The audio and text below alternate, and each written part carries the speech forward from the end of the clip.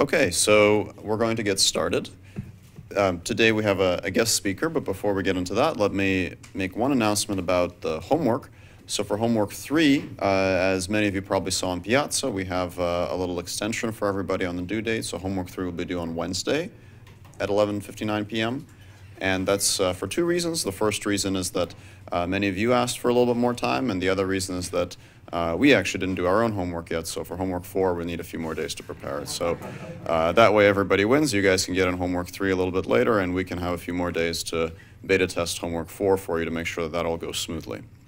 All right, so today we're going to have a guest speaker, Chelsea Finn, who's a PhD student in the Electrical Engineering Computer Science department here. Chelsea works on robotic learning, deep reinforcement learning, inverse reinforcement learning, and a range of other topics, and she'll tell us about advanced model learning today. All right, thank you, Sergey. So what you've been working on in your homework and what you learned about previously is how you can use model-free reinforcement learning with images in Atari settings, for example, using DQN. And the lecture that I'm going to be covering today is how can we use model-based methods like you saw earlier in this course last week with images? How can we basically do model-based RL in scenarios where we have very high-dimensional observations, such as images? OK, so to recap, what model-based reinforcement learning looks like is first you run your base policy. It could be a random policy to collect a data set of data. Then take that data and learn a dynamics model, minimizing the model error, the one-step prediction error, using that data. And then somehow optimize your policy using that dynamics model. One way to optimize it could be to backpropagate through your dynamics model into your policy to choose actions. Another way could be to use a sampling-based method, which you also saw last week. And then once you have your policy, you can then execute the actions that were chosen, execute actions according to your policy, and add the resulting data to your data set, and then repeat. So this is one version of model-based reinforcement learning. And in this lecture, we're going to be considering the setting of what about when we can't directly observe the state representation? What if we have a partially observable Markov decision process, and instead we get to observe these observation variables O that do not contain the complete state information in the variable X? And in practice, X is going to be something fairly low dimensional that represents the state of the system, and O is going to be something like an image or other high dimensional sensory information in the setting of robotics. OK, so there's 4 different approaches that I'm going to be covering in this lecture to be able to handle high dimensional observations with model-based methods. The first is learning models in a latent space, so learning a latent space for planning and learning a model there. The second is to model directly in image space, directly in your high-dimensional space. The third is using inverse models. And the last is to predict alternative quantities other than the images that you're seeing. And one thing to note is that this is an active area of research. We don't have a tried and true way to do this. And hopefully some of you will come up with new ways to do model-based learning with images as well. And at any point, please feel free to interrupt me with questions that you may have. OK, first let's talk about learning models in latent spaces. So the key idea here is instead of trying to model directly instead of trying to learn a model on your observation space, try to learn an embedding that's going to map from your observation space to some low-dimensional state space, and then learn a model, do model-based reinforcement learning in that latent space. So here's the diagram that I showed before, where you can observe your observation variables O, and you can't observe the low-dimensional, the true state of the system X. What this method involves is to learn a mapping from the O variables to the X variables, and then learn a policy from your learned embedding of the observation to your actions. OK, and interestingly enough, you can actually, I'm motivating this for model-based reinforcement learning, but you can also use this learned embedding in a model-free setting as well. You can learn an embedding and then perform model-free reinforcement learning in that learned embedding space. The reason why you might want to do this is that if that learned embedding space is lower dimensional, then your model-free reinforcement learner might learn a lot faster because it's easier and well, it's more low dimensional and there's less variables to learn. Even lower dimensional than the actual observation? Yes. In the state? Oh, okay. Lower dimensional than the observation space. So like in the setting where you have images, for example. Okay, sure. Okay, so the big question here is, what do we want our embedding to be? What do we want G to be? And it's going to depend on the method, and we'll see 3 different ways to define G, to learn G. Okay, so the first method that I'm going to cover is actually going to be a model-free method that learns the latent space and performs model-free reinforcement learning in that latent space. In particular, we'll be covering this paper from 2012 from Sasha Lang that learns to have a slot car drive around a track without crashing. And in particular, it's going to be learning this task from raw images. So as you can see right here, it's going to have a camera pointed down at the track. And so it's going to be learning how to control the slot car from just the images taken from that camera. OK, so what this method looks like is, first, you collect data with an exploratory policy. This is starting just like before in the model-based reinforcement learning that you've seen so far. Second, learn a low-dimensional embedding of the image. We'll discuss how we're going to do that in a second. And then run Q-learning with function approximation using in that embedding space. OK, so how are we going to learn the embedding? So in this method, what they use is they use a deep autoencoder that is going to map from the observation at a given time step to a reconstruction of that observation. It's just going to try to learn the identity function. But in particular, the key part of an autoencoder is that it's going to try to learn a representation that can reconstruct that observation. And in this case, the representation at the center of the autoencoder is going to be a bottleneck. So it's going to be a very low-dimensional representation, and it's going to be able to try to reconstruct the observation that it saw from this low-dimensional representation. And note that, so this is one form of autoencoder that you can have. There are a couple other forms of autoencoders that people use in deep learning. You can, for example, learn a sparse autoencoder, where that inner representation is not necessarily low-dimensional, but instead it's going to be a sparse representation. One way to learn a sparse autoencoder is simply to put an L1 penalty on that representation on the inside, and that will encourage it to be sparse. Another thing that you can do is what's called a variational autoencoder, which learns a stochastic mapping from your current observation to your latent representation. It encourages, it augments the reconstruction cost with a KL divergence between the representation of the autoencoder and some prior distribution that you want your latent space to represent. So we can consider that inner representation as our latent space. Let's denote that as Z.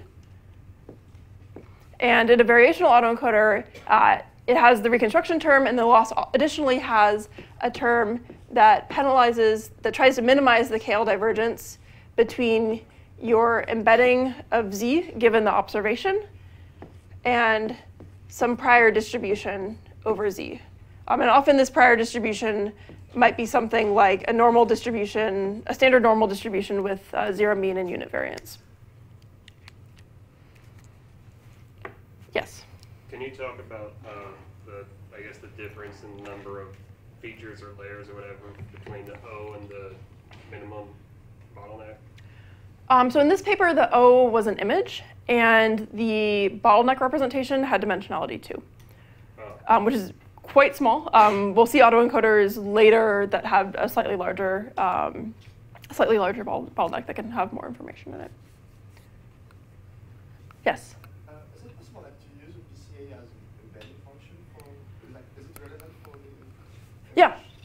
Yeah, so you can use PCA. PCA will be linear. You can actually show that a linear neural network will recover PCA.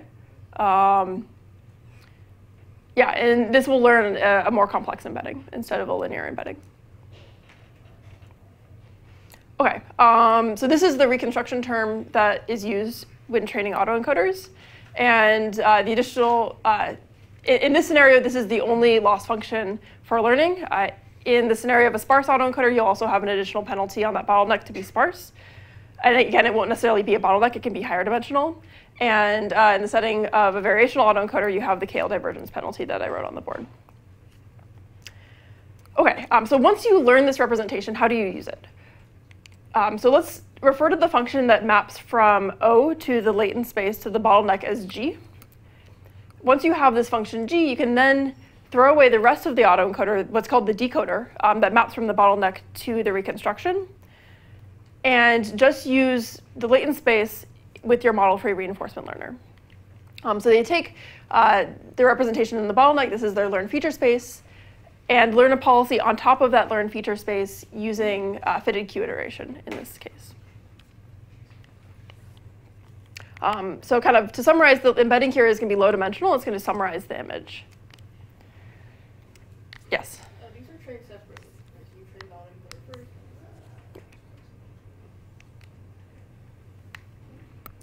OK, so some of the pros and cons of this approach. Pros is that you can learn a visual skill very efficiently in this case, because you're learning a two-dimensional embedding of the image. Some of the downsides is that the autoencoder might not recover the right representation.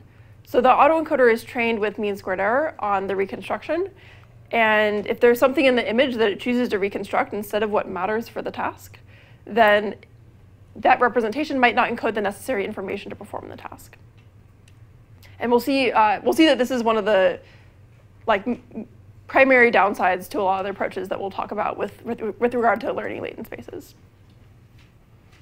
And also, as I'll talk about a bit about more next, is that this representation is not necessarily suitable for model-based methods.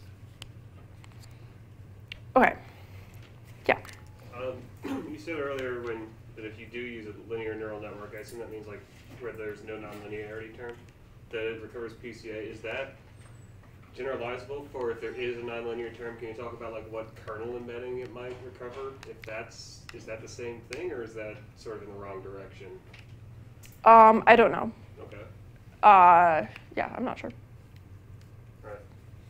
But I'd be happy to send you a reference on the PCA autoencoder if you'd like. Sure, I'll follow up. OK. So next we'll be talking about two different model-based methods that use a learned latent space. So the first one is going to be from this paper from 2016 on learning autoencoders for model-based reinforcement learning on a real robot. And the way that this method works is, first, again, we're going to start off with collecting data with some exploratory policy. Second, we're going to try to learn a smooth and structured embedding of the image. And then we're going to learn a local linear model using that embedding and run iterative LQG, which you learned about last week, to learn how to learn a policy for reaching an image of the goal and the goal gripper pose. OK, so let's go into how do we learn a smooth, structured embedding of the image. So the way that we do that, we're going to use an autoencoder. In this case, it's going to map from an RGB image to a lower dimensional reconstruction of the image. And the bottleneck here is actually going to be constrained to be what we call these 2D feature points.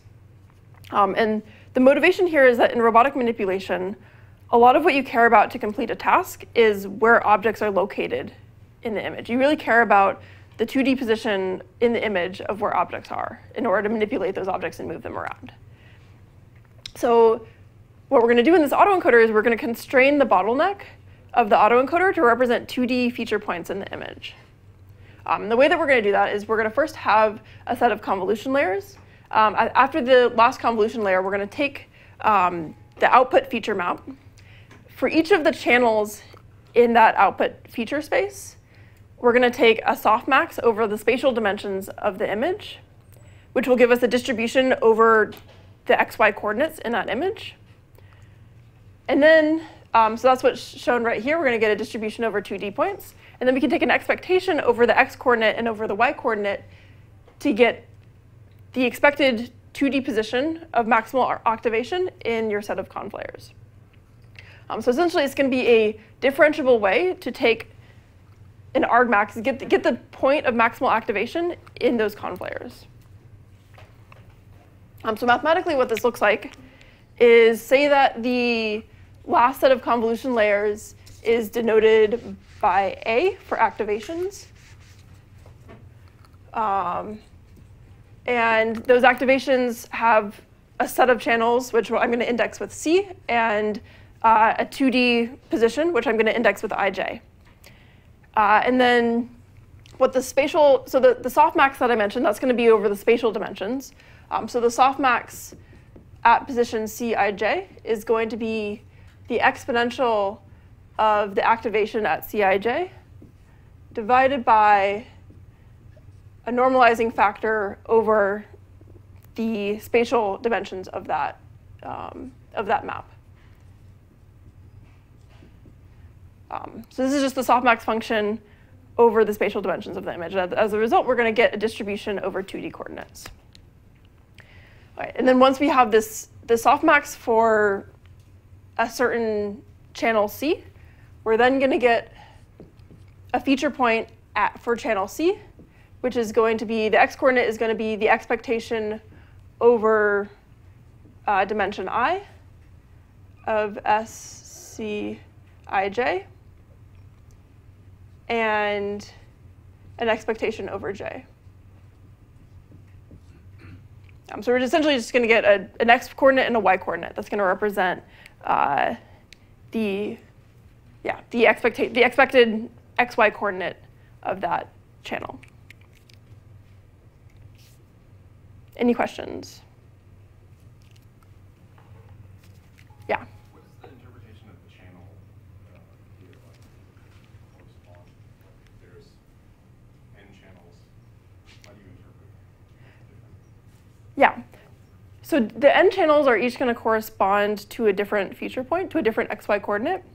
So if there's some feature that each of the channels, so each of the channels is essentially going to track a feature. So this coordinate is going to be the 2D coordinate of that feature. And before you do the spatial softmax, that channel is going to be something that activates for a particular feature. Does that make sense? Was there another question? Yeah. Does it project the x and y independently, or is there some issue about covariance of the two? Yeah, so this is projecting x and y independently. You could also, so I guess one thing to note is this operation is completely differentiable. You could also get the variance in a differentiable way as well. In practice, we found that we actually tried including the variance. We didn't find that it made a difference. But that's something in other applications where it could help. Yeah. OK. So what do you get when you train this autoencoder? So we trained it on data of the robot taking different actions.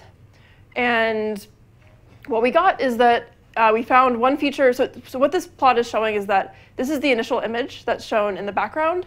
And the points are showing the trajectory of the feature over time, starting from red to green. So you can see that what it's learning is it's learning to track the gripper, essentially, as it moves here. And it's learning to track this white object as it moves into the bowl.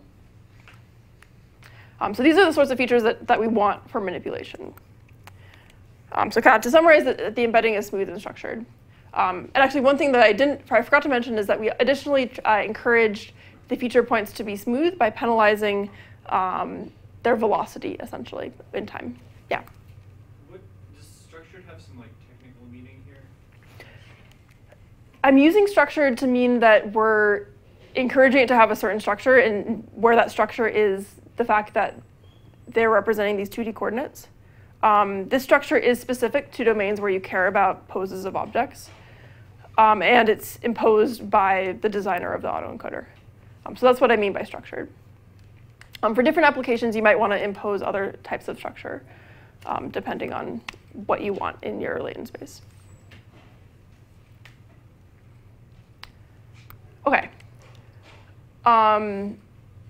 Now, once we have this embedding, if we want to do reinforcement learning, we also need some sort of reward function. And because we don't know the true state of the system, it's actually unclear how we're going to get a reward function. We don't know where the objects are located. For example, if we want a robot to use a spatula to pick up an object and put it into a bowl, we don't know where that object is just by looking at the image. So the way that we're going to get a reward function is we're actually going to give the robot an image of the goal that we want it to achieve. So say we want the robot to push a Lego block to some goal position. We'll give the robot this goal image. And then when the robot is at this state, we can measure the reward function by measuring the difference between the feature embedding of the final image and the feature embedding of the current image. So that's given by the dots and X's here. So the circles are representing the feature points that from the learned encoder at the current time step, and the X's are representing the encoding of the image, of the goal image that was provided. And then we're just going to take the distance between those to get our reward function, or to get the negative of our reward function. OK, so how does this work? So let's look at the learning process from the robot. Here the goal is, again, to push the Lego block to the left. At the beginning, we're initializing it with a controller that generally knows how to go to the goal position, but not how to get the block there. And then over time, you can see that it's able to learn how to figure out how to kind of get a hold of the block and move it towards the goal. And at the end, it can pretty robustly move it towards the goal. And again, all of this learning is done just with the raw images. It doesn't know, it doesn't have some sort of tracker on that block when it's pushing it. And then here's a third-person view of what it learned. We also trained this on a more complex task of picking up an object with a spatula and putting it into a bowl. And you can see that it also is able to learn how to do this task. This task is actually quite challenging because it has to fairly aggressively maneuver the spatula underneath the object to put it into the bowl. And then lastly, here's the first-person view of what the robot is seeing from the camera. And you can see the feature points that it learned to track. Yes? What's the training time for this activities like this? Yeah, so the training time is approximately 11 minutes of robot time. That includes both the exploratory data that's used to train the autoencoder, as well as the training time once you have the learned feature representation. Yeah, so I guess one takeaway that I'd like to get across is that model-based methods in general, as you probably saw in last week, is that model-based methods tend to be much more efficient than model-free methods. And as a result, we can run them on real robotic systems in a reasonable amount of time, which is quite nice. OK, so some of the pros and cons of this approach. We can learn complex skills, visual skills, very efficiently in a reasonable amount of time. And the structured representation that I introduced here can enable effective learning. And then the downside, as I mentioned before, with the previous approach is that the autoencoder still, despite imposing that sort of structure on the bottleneck, it might not encode this representation that you want. Again, we're still training this autoencoder with mean squared error on the image, and there might be parts of the image that aren't relevant for the task that it chooses to reconstruct at the cost of ignoring parts of the image that really matter for the task. OK. Cool. So the last method that I'm going to talk about is another method that learns a latent space and uses a model-based reinforcement learning algorithm in that learned latent space. So this is a paper from NIPS 2015, I believe, by some people from Germany and Google DeepMind. The way this approach works is first, again, we're going to start by collecting some data, then learn an embedding of the image and the dynamics model in this case. So we're going to learn a joint embedding. And then we're going to run iterative LQG to learn to reach an image of the goal. So again, we're going to encode the reward function using an image of the goal.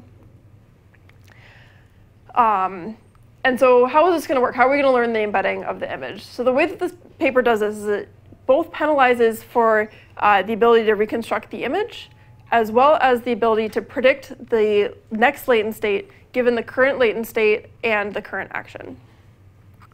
So I'm again going to go back to the board and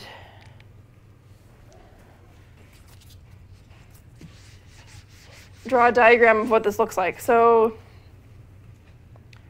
say OT is our observation at time t. We're going to learn some mapping from OT to our latent space G, or our latent space Z. And I was using G before to represent this mapping. And we're going to also learn a decoder that maps from Z to OT. This is, like, as this stands, this is exactly what the autoencoder looks like. The previous autoencoders look like. Nothing has changed from before. And now, additionally, what we're going to do is we're going to learn a mapping from zt to z hat t plus 1, given both zt and the action, we're going to predict the next latent state. And we're going to encourage this next latent state to match the encoding of the next image. So we're going to encourage the encoding of the next image and our prediction from our dynamics model to match each other. And there's also a decoder right here. And what this can do is it can encourage the autoencoder the representation not only to be able to reconstruct your observation, but also to find an embedding such that you can effectively learn a dynamics model in that latent space. And that's quite important if you want to be able to do model-based reinforcement learning, because ultimately you are going to be learning a model on this latent space and planning using that model. Okay. So kind of to summarize this approach, the goal here was to try and learn an embedding that was able to be modeled. Here are some of the results from this paper. So they experimented on trying to swing up a pendulum. They also looked at cart bowl balancing. They called their algorithm the embed to control algorithm, or E2C. So the goal here is to try to match an image of the cart pole being balanced. And then their last task was to try to control this 3-link arm. And first they're going to show the goal state. So this is a goal image of the arm extended. And then it's going to try to reach that extended state using the prediction model, using iterative LQG in the latent space. And then there'll be one more example of the arm trying to reach the goal image. In this case, having it be bunched up. Okay. And in this paper, they required about 300 trials to collect data as well as to run iterative LQG, which corresponds to about 25 minutes of robot time. So again, this is also quite fast, as it's a model-based method. Okay. And then before I wrap up latent spaces, I'd first like to give you guys a thought exercise, which is that all of these methods are trained to reconstruct the image with some sort of autoencoder, and potentially with some other objectives as well. But why can't we just learn the embedding and learn an embedding such that we can predict the next latent state from the current latent state and current action?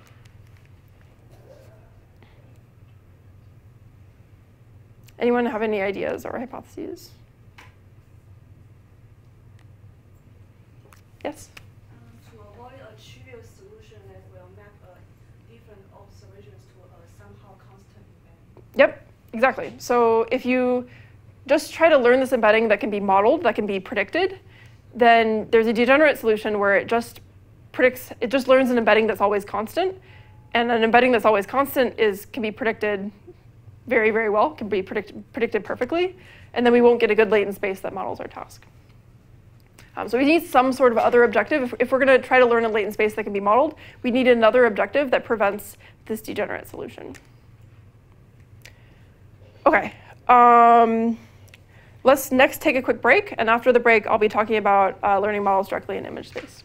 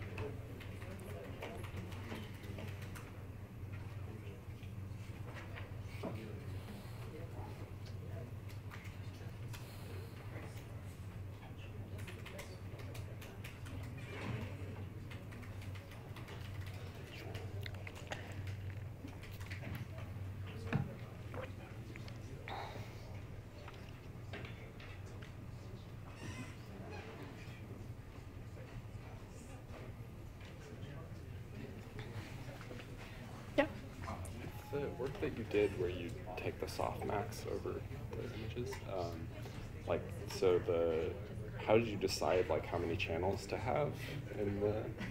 Yeah, I mean that's generally just a hyperparameter. And then like, well, but it seems like, I mean, do you need to have like significantly more than the things that you're trying to track, or like does it always find the gripper is like one of the things to track automatically, or? So it generally did find the gripper. You actually don't really want it to track the gripper because you can already measure the pose of the gripper from the sensors on the robot arm. Sure. Generally we use 16 to 32 in the experiments that I was considering. And we only generally want to track like up to 3 objects. So we use more than that you were needed. showing on the image are a subset of the ones that it's actually Yes. producing. Okay. Yeah, and we actually had a method in the paper that we used to prune the number of feature points. Yeah, to prune it to a smaller quantity.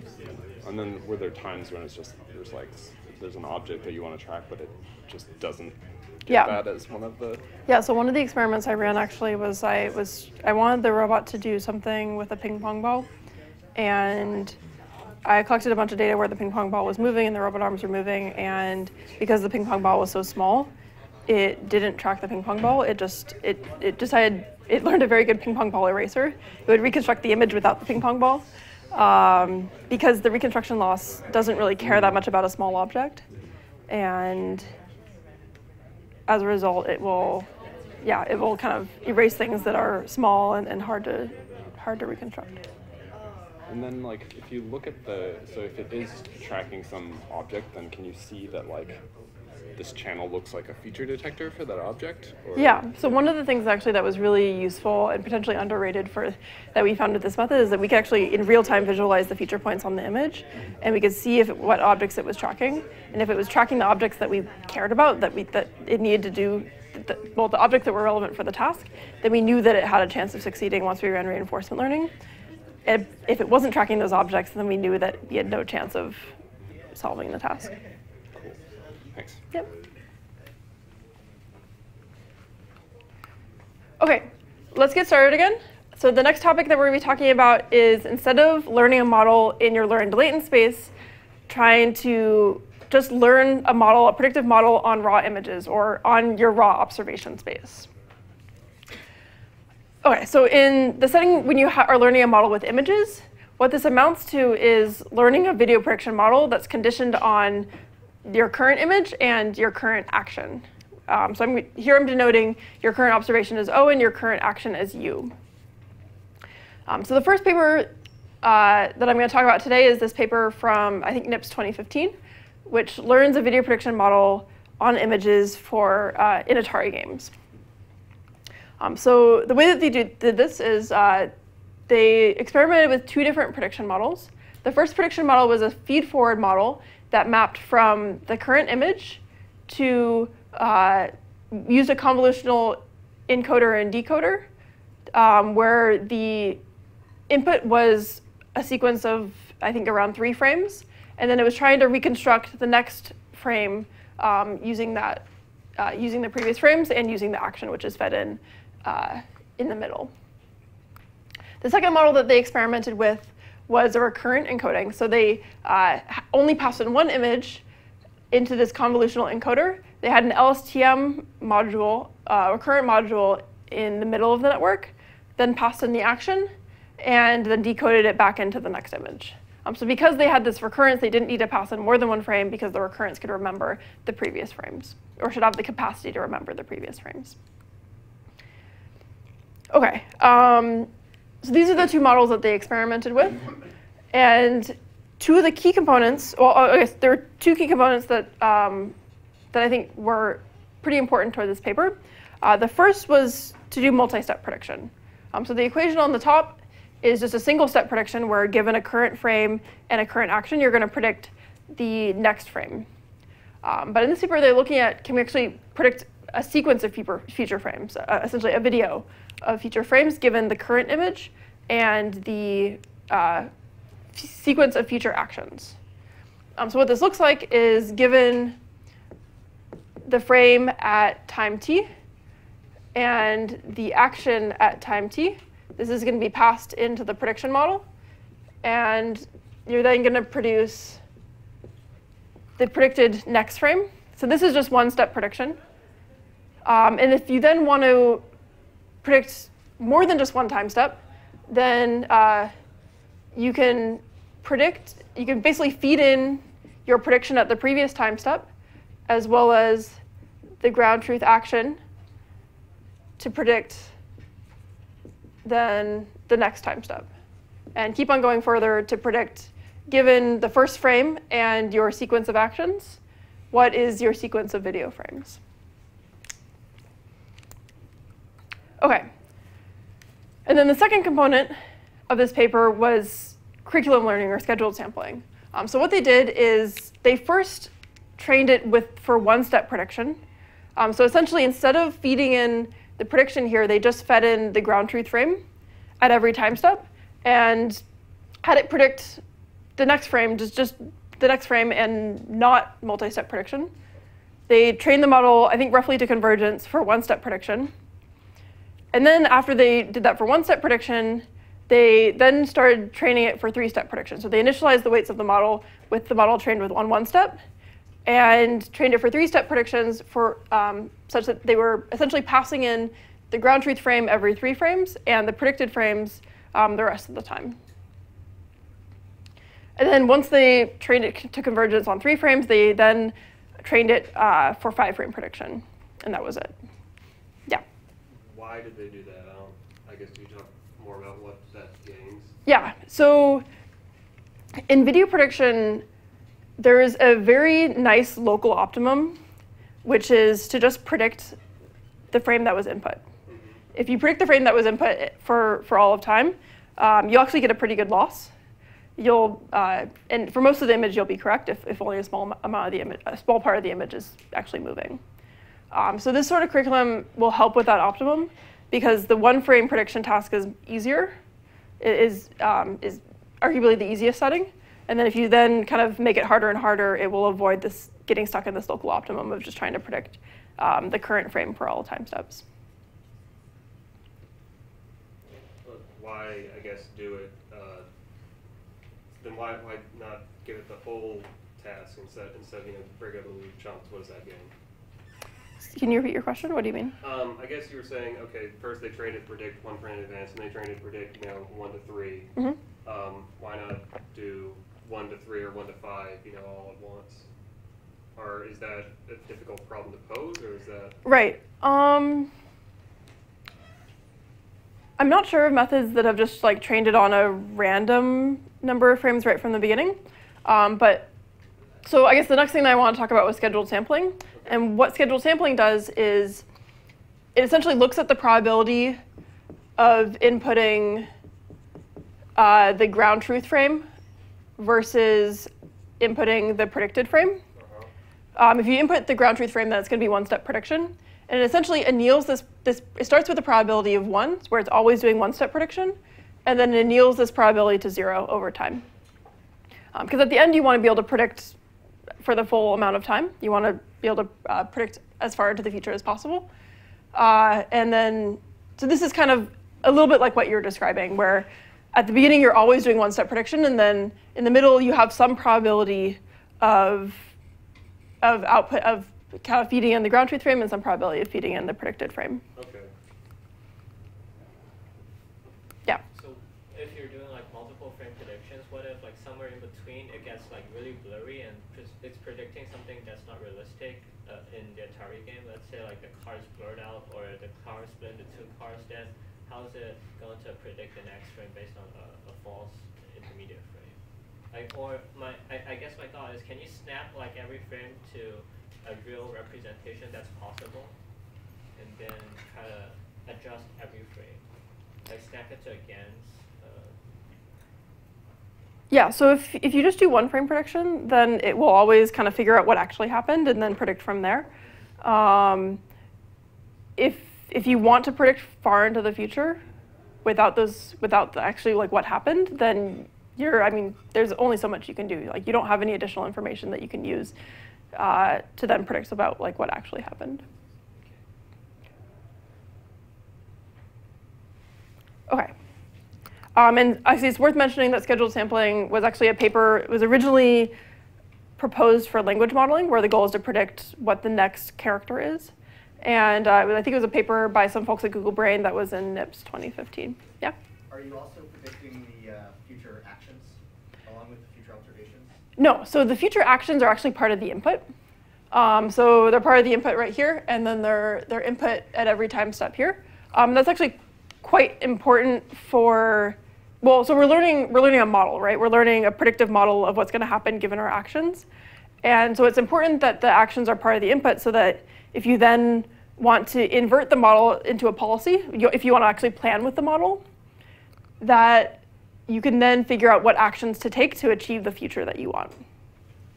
We'll talk a bit more about planning with models, not for this paper, but for the next paper. Okay. So how well does this work? So they trained this on Atari games.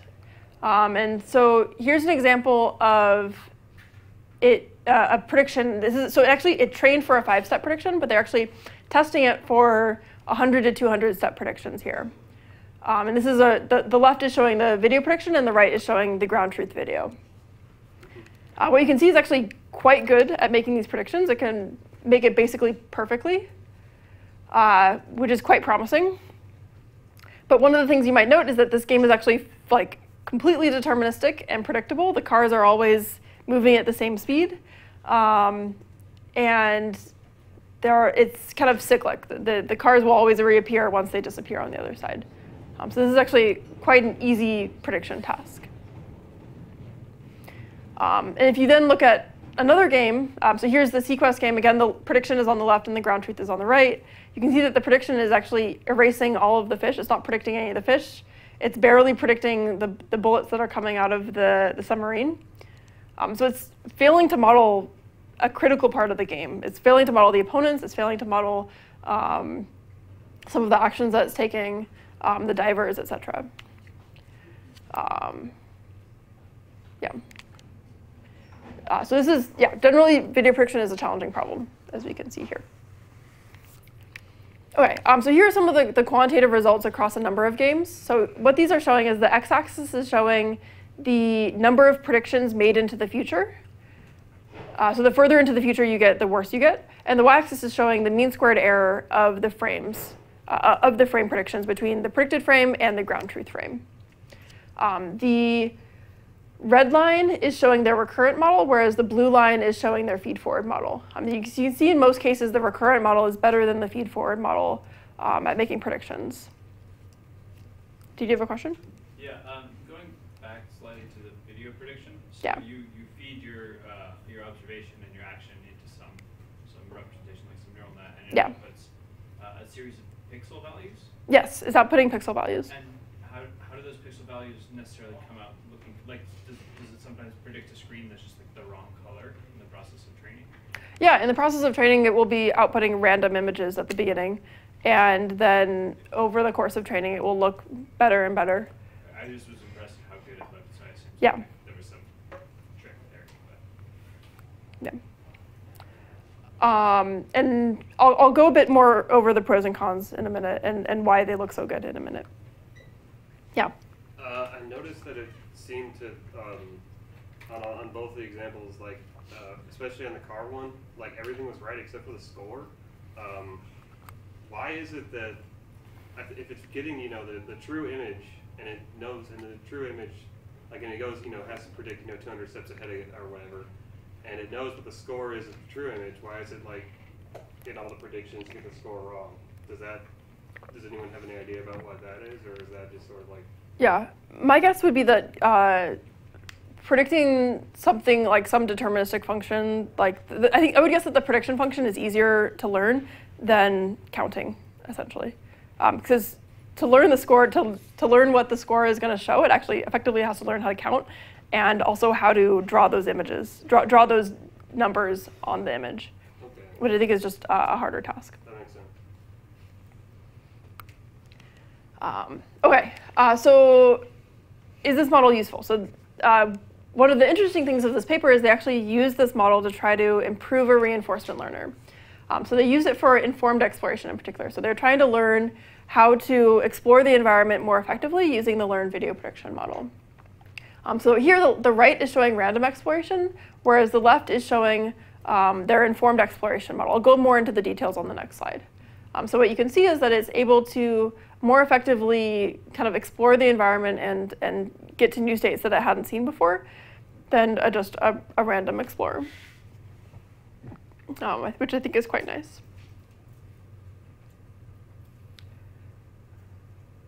Okay, so how do they actually do this? So what it looked like is they first stored the most recent D frames. Then for every valid action in the Atari game, they predict one frame into the future. Then once they had that frame, they took the action corresponding to the predicted frame that was least like the previous D frames. So they would try to basically reach images that look the least like what they have seen most recently. The way that they measured the difference between, the way that they measured how similar the predicted frame was from the last D frames was using a Gaussian kernel similarity metric. And I think one of the big caveats here is that they trained the prediction model on an agent that was already fully trained, on a DQN agent that was trained on the game, and they were using this for exploration.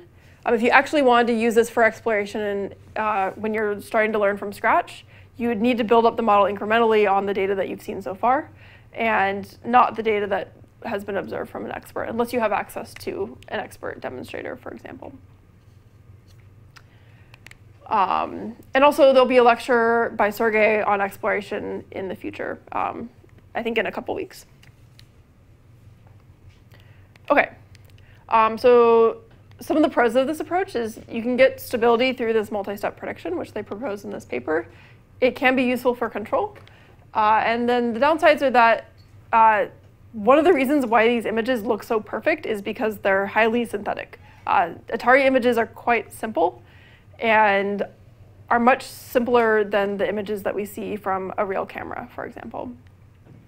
And it's also not immediately clear how you would plan with a model like this. So, and the reason why is that, as I was mentioning a bit in the previous section, you need some sort of reward function. And if you're predicting images, you don't have a reward function on your predicted images. In the Atari setting, usually you have some emulator that tells you the reward function given your current state, but you don't know what the current state of the simulator is. It's possible, though, that you could come up with some way to plan with a method like this, though, if you thought hard about it. OK. So what about real images? So that's next I'm going to be talking about two papers that looked at doing video prediction with real images and using it for planning. And these papers were from NIPS 2016 and ICRA 2017. OK, so here first we collected data on a collection of robot arms. These robot arms were at Google at the time. The way that we collected this data is we randomly programmed motions to try to capture different pushing motions to see how objects were responding to the robot arm as they were being pushed. And then we also collected a test set with novel objects to see how well the prediction model could predict objects that it had never seen before. And we also made the data available for download. And so if you're interested in kind of experimenting with different video prediction models, maybe for your final project, you can find the data available there. OK, so the first thing that one of the first things that we did is we trained the model in the Atari paper that I just mentioned on this data. So on the left here, I'm showing the ground truth video. And on the right of each pair, I'm showing the predictions made by the recurrent model from the Atari paper. And what you can see is that the model really doesn't have a lot of capacity to model what's happening in these real images. It can model synthetic images quite well, as we saw previously. But when you try to actually train this on diverse real images, it really struggles. And it's not well suited for these sorts of real images. OK, so what we did in the first paper is we wanted to develop a video prediction model that is action conditioned and can handle multi-frame video prediction into the future. And the way that we're going to do it is we're going to use what we call flow prediction.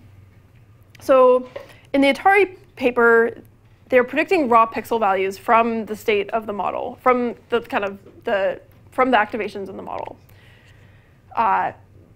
But if you're seeing an object that you've never seen before, it's going to be hard to model what that object looks like within your model. And in particular, like the appearance information of that object is available in the previous frame. So one of the things you can do is take the previous frame, and instead of trying to like kind of put it into your model and then reconstruct the next frame, you can just try to predict the transformation from the current frame to the next frame. You can predict how the object is going to move from one frame to the next. So that's what we're doing here. So essentially, we're predicting where objects are going to move. The way that this works is we have some stacked recurrent convolutional LSTM model, which is going to predict a set of convolution kernels. We're then going to apply that convolution kernel to the image to get another image.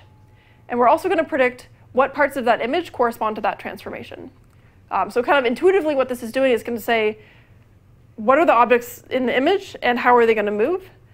So it's going to predict a discrete set of masks of where the objects are and how they're going to move. And then it applies the transformation, then it applies the mask to form the next image. So it composites all of the predictions together into a single prediction for the next image. Don't you need at least a few initial images so that the model can predict, say, the velocity acceleration and stuff like that? Yeah, so in practice, we feed it 2 images so that I can get velocity, and then have it predict from the future there. OK. And so some of the components here, again, like this previous model, we're also going to feed back the model's predictions into the input to get multi-frame predictions. And we're also going to train this with the mean squared error loss. So we're going to, again, like the previous paper that I mentioned, we're going to train the model such that its predictions get minimal mean squared error with the ground truth frame. OK, so this is kind of a toy diagram of what the flow prediction looks like. In practice, the model is a bit more complex. It looks like this. So there's some of the key components are that there's these convolutional LSTMs, which is just an LSTM, except replace all the linear operations with a convolution. It's action conditions, so we're going to feed in the actions at every time step. And we have the stochastic flow prediction model that I mentioned on the previous slide. OK, so what are the predictions that we get using this model? So these are some of the predictions. So on the left, again, is the ground truth video. And on the right of each pair is the predictions that are coming out of the model. One of the first things you're going to notice is that the predictions are a bit blurry. That's because of the mean squared error loss. So if you train with this L2 mean squared error loss, that's essentially making the assumption that all of the pixels are independent. And when your model is uncertain about what's going to happen, it's going to just simply take the mean between the different possible features that might happen. And the mean is going to essentially blur. If it's uncertain about where the arm is going to move, it's going to blur. It's going to take some weighted combination of what the color of the arm and the color of the background, which leads to the blurriness. But despite the fact that it's blurry, you can also generally model how the objects are going to move and how the arm is going to move. And it's significantly better than the predictions that we saw from the Atari model. OK, and there's actually also some folks at DeepMind that trained a model on this data using what's called an autoregressive model. Here are some of the predictions that they got from that model. You can see that the predictions are much sharper, which is quite nice. And the reason for that is because that it's modeling the full joint distribution rather than having this independence assumption in the objective. But despite the fact that it's sharper, there are some issues with the model. You'll see some interesting, it tends to warp objects in weird ways and warp the arm in weird ways. So it's actually not clear which model is better. And we don't even really have a good metric for which of these predictions is better. But one of the things we can do is we can actually try to use this model for planning and for actually for doing things on the robot. So what can we do prediction for? So one of the things we can do with an action condition model is we can change the action that's fed into the model and see what the resulting output is. So here you can see, so here the third column is the actions that were taken in the data set. And then this column is if you decrease the action magnitude by a half. This is if you decrease it even more. And this is if you increase the action that's taken.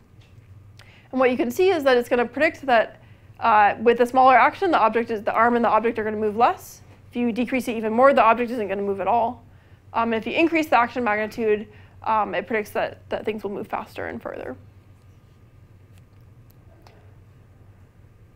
OK. So what we can do with this is we can actually plan with this model, as you learned about in last week's lecture. The way that we're going to plan is, say this is our current image. We're going to sample n potential action sequences. Maybe these are 2 action sequences that we sample.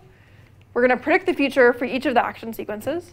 So here are the predictions for those 2 actions. And then we're going to pick the future that we like the best and execute the corresponding action. And then repeat steps 1 through 3 to replan in real time. So we're essentially just doing model predictive control with this learned video prediction model with a sampling-based optimization to choose actions. OK, any questions? Yeah? So what is the reward function? Yeah, good question. So how do we decide which future is the future that we like the best? How do we decide, how do we evaluate different futures? So the way that we do that is we specify the goal for the robot by specifying where we want pixels to move to. For example, here are some potential goals. So say we want the robot to push the water bottle to the left, or we want to rotate an object.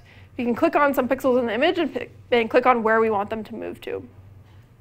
And then what our reward function becomes is the future with the maximal probability of the pixels reaching their respective goals. And the way that we can evaluate this reward function is actually using the internal representation of the model. Because the model is implicitly predicting where it thinks pixels are going to move to, it's implicitly predicting kind of where the pixels are going to end up. And we can use that representation, use that implicit representation to determine where the model thinks the pixels are going to, well, how likely it thinks that the pixels are going to reach their goals. OK, so how does this work? What do the results look like? So you can see what we have is we have a user click on the object and click on where they want to move to on the screen. And then the robot plans to reach that objective using the learned video prediction model. And it learned this with less than 2 days of completely unsupervised robot time. So the robot was collecting this data in a random way. The only human involvement was programming the initial actions and giving objects to the robot to play with, essentially. And also swapping out the objects every once in a while. 2 days is a lot more than some of the other methods that we saw previously in this lecture, but first, it's completely unsupervised, so it doesn't have any reward function. We don't need a human to reset in the environment in this case. And you're not only learning a single task, a policy for a single task, but you can actually learn how to do multiple tasks. You're learning a model that can be reused for multiple objects, multiple goals, etc. So there's actually some follow-up work by Frederick Ebert et al. And using a very similar method, a slightly different model, and actually a different objective for planning. And you can see that here, in each case, the red is showing the pixel, the designated pixel, and the green is showing where to move that pixel. And we can see that the robot can learn how to push a variety of objects among clutter. It can move around objects and push them to the goal. It can also kind of try to achieve different types of goals that involve multiple objects. For example, pushing objects apart. It's a bit imprecise in this example, but trying to push objects where you have to kind of push one before the other. And here's another example. So it can learn for many different tasks. It can learn a single model that can be used for many different tasks. So it can learn that in a completely self-supervised way. All right, any questions? OK, so some of the pros is that this can scale to real images. And during training, it involves very limited human involvement. So it's completely self-supervised by the robot. And it's more efficient. So 2 days of training time is more efficient than most model-free reinforcement learners. And it's more efficient than even just a single task model-free learning setting. And with this method, you can use a model that can push multiple objects, push objects to different goals, etc. Some of the downsides is that despite them being real images, there is still some limited background variability. So if you put this model on a car, I'm not sure how well it would work. It could work, I'm not sure. It can't yet handle as complex skills as model-free methods. So these were fairly simple pushing skills. They did involve quite complex dynamics. And I think that in the future, to get to these methods to be able to handle more complex skills, we'll need to iteratively collect data using the model to try and kind of hone in the model on the skill that you want it to perform. And lastly, this is quite compute intensive at test time. So at test time, you have a model, and then you need to invert that model to figure out what actions to take at test time, which involves sampling a lot of possible features from your prediction model. OK. That's it for modeling directly in image space. Any questions? OK. Next, I'm going to talk about inverse models. So I like to revisit the thought exercise that we talked about before, which is why reconstruct the image. Reconstructing images are quite high dimensional, and we also don't have good metrics for reconstructing images. And there are parts of the image that might not matter for the task. And so if we can get around the need to reconstruct the image, we could be in very good shape. So what we can do is we could learn an embedding using an inverse model. So an inverse model maps from your current observation and your next observation to the action that was taken to get from that observation to the next observation. So here's the paper that I'm going to talk about. This is a paper from NIPS 2016 that learned this embedding of images using an inverse model. They were considering this setup with a Baxter robot, and what they did is they kind of first collected some data, which I'll show in a minute, and then took pairs of neighboring images. For example, these two images up here, passed it through what's called a Siamese network to predict what poke the robot took to get from this image to that image. So what action the robot took to kind of get from between the two states. And they also regularized this inverse model with a forward model. So they took the embedding right here and added an additional objective to say that you should be able to basically predict this embedding in the future, given the current embedding and the current action. OK, and then the way that they use this inverse model is they greedily planned with a model and an image of the goal. So they said that they have their current image and the goal image that they want to get to. They then fed this into their inverse model to predict the action. They then took that action on the robot and then received the next image, and then again passed that next image into their inverse model to predict the action again. So it's using this greedy planning mechanism to try to get from the current image to the goal image in just a single poke. OK, so here's what the data collection looks like. So first they had the right arm randomly poking the object around. And then every once in a while, they used the left arm to essentially sweep up the object in case it moved out of the robot's workspace.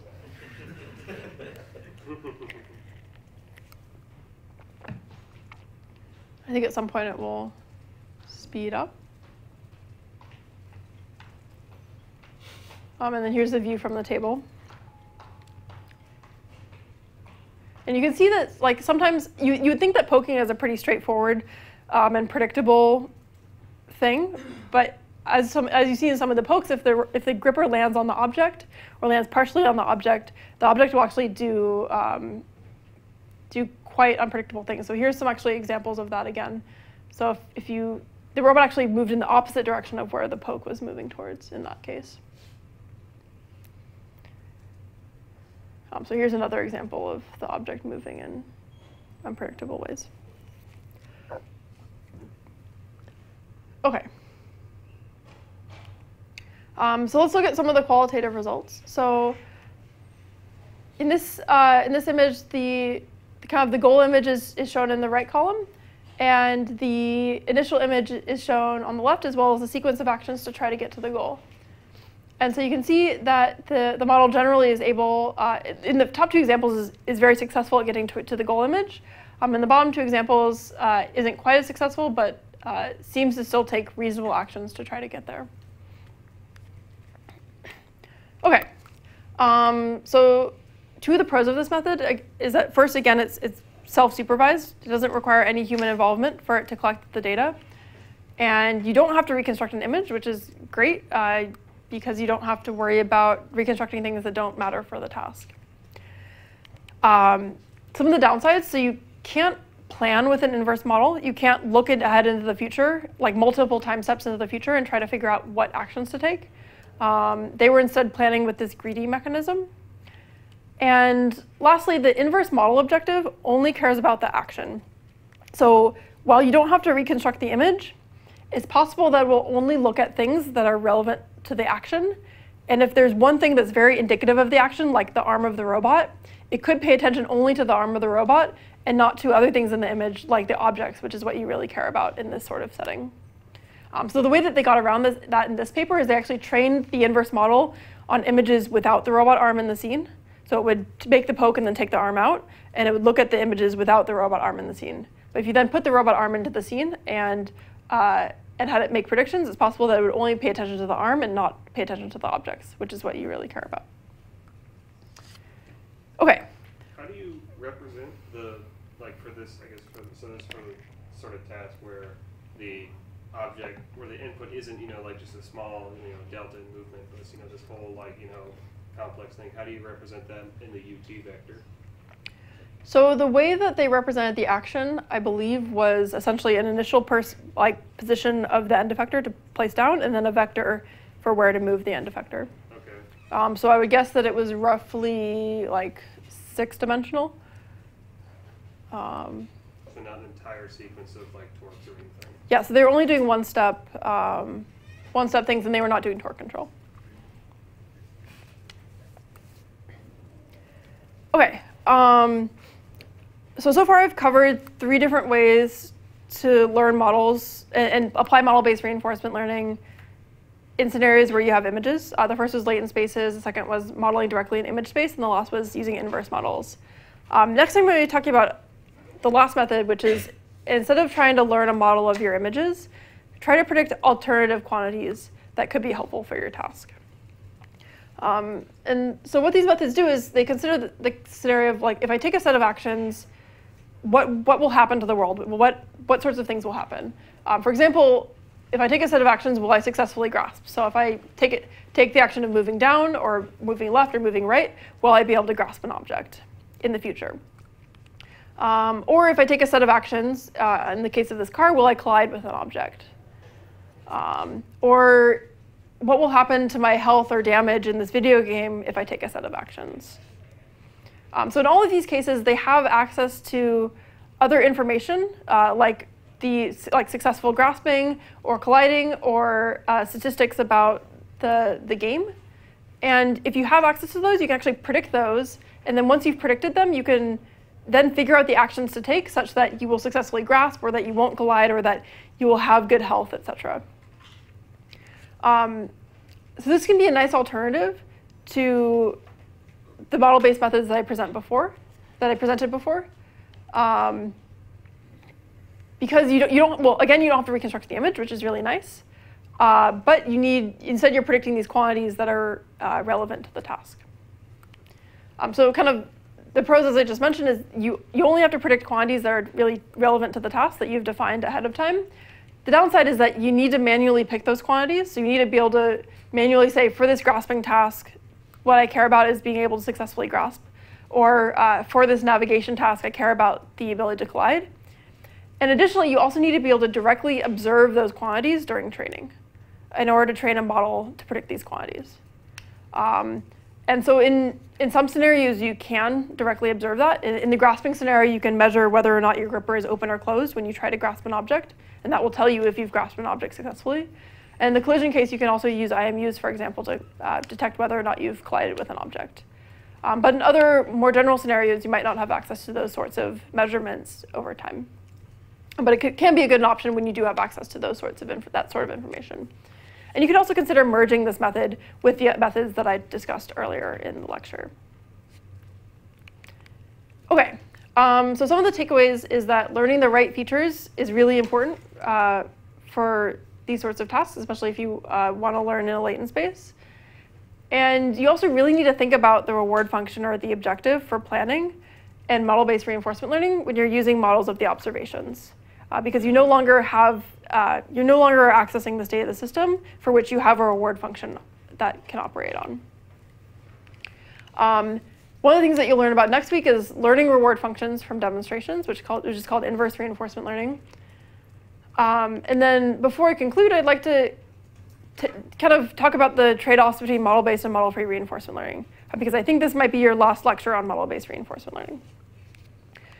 So in model-based reinforcement learning, some of the benefits are that it's really easy to collect data for a lot of scenarios in a scalable way. So you can just throw a lot of robots, you can parallelize data collection. It's completely self-supervised if you're collecting random data. And there's this possibility to transfer what you've learned across tasks. So a model is agnostic to the reward function, it's agnostic to the task that you're trying to complete. So you can reuse it for different tasks that you might want your agent to achieve. And lastly, model-based methods typically require a smaller amount of supervised data to be able to effectively learn a policy. The downside is that models don't optimize for task performance. So if you're learning a video prediction model or a predictive model on your state, this isn't directly optimizing for the performance, the end performance of your agent on the task. And also, sometimes it's harder to learn a model than to learn a policy. So for example, if you want to pour a cup of water from one cup to another, modeling exactly like the fluid dynamics of the water is quite complex, whereas the policy for pouring is quite simple. So in general, it might be easier just to learn the policy directly. And then lastly, you often need some sorts of assumptions with model-based methods to learn complex skills. So in the examples that I showed at the beginning, you might need some sort of continuity to learn a model effectively, and effectively be able to learn a policy from that model, as well as resets to kind of reset the environment to a nice way so you can effectively learn a model. In contrast with model-free methods, the benefit is that it makes very little assumptions beyond a reward function, which is nice. And it can be very effective for learning very complex policies and very complex skills. The downside is that it typically requires a lot of experience. It's much slower. And once you've learned a policy for a task, it's hard to transfer that policy, what you've learned, to other tasks as well. That said, ultimately, we want some elements of both model-based methods and model-free methods. I think that both of them will be important towards getting agents that can do a general range of tasks. OK, that's it. Thank you for your attention.